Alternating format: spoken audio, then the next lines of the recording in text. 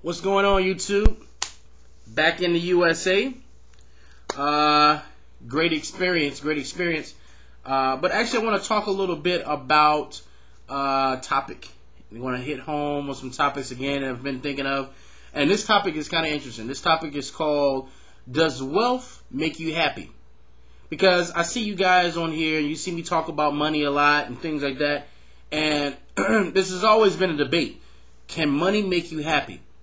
And the reason why I think that question even exists is because a lot of people tackle that question from the materialistic side. And I explain to you what I'm talking about with that. A lot of people see money as a way to get more materialistic items. Now, I want to take it a little bit deeper.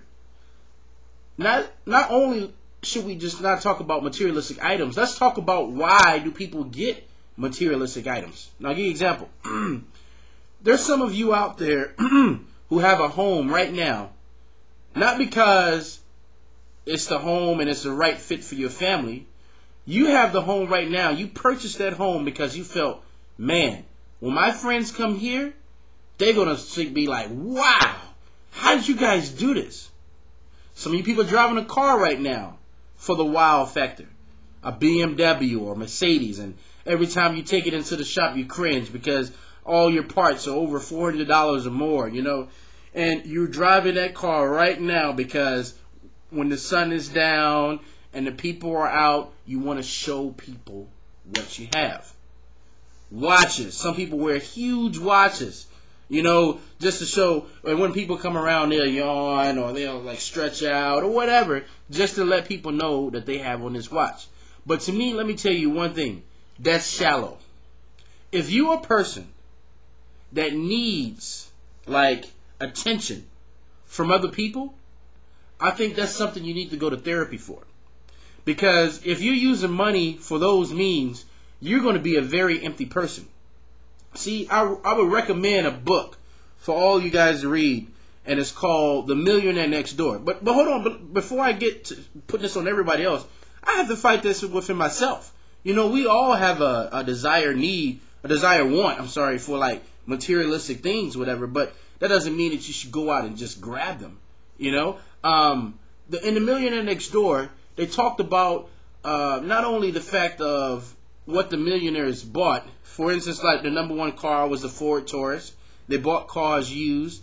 They blended in with middle class neighborhoods, so they didn't need that recognition to say, hey, I'm a millionaire. No, they blended in. You didn't even know these people were millionaires. So see, just that way of thinking right there, it's totally different. And this is a different form of happiness, because here is a person that's a millionaire that achieved it in one lifetime, but at the same time doesn't need to let everyone know, hey, that I'm a millionaire. Now see, that's powerful. You're content with yourself. And some people say, man, you live in a crappy house, or man, you got ugly shoes, or your clothes, you need to buy more clothes. And you're like, hey, I'm fine, I'm happy.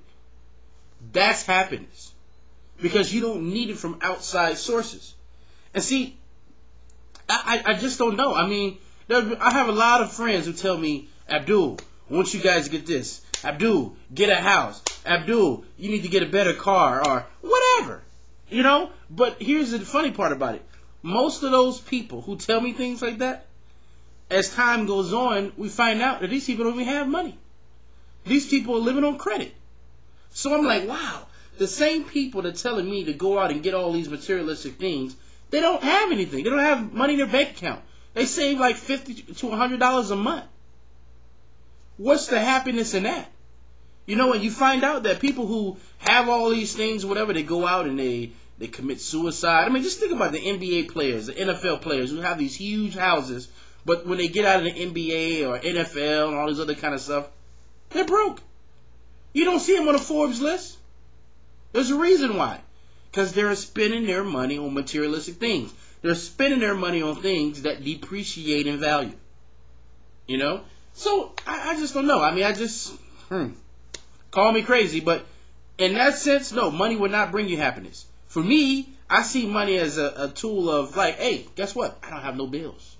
Guess what? I don't cringe when a telephone rings. I don't cringe when I go to the mailbox because there's no debt for me. I don't owe anyone anything. That's a good feeling. But hey, let's round up the whole family. Let's go to Disneyland. Let's go to Central America, South America, Europe, and you have the money to do it, and you have a good time while you're there. You know, to me, I see money as a tool to take away problems, meaning things that unnecessary stress. Because we know that money problems is the number one cause of divorce. And stress. I don't want the stress.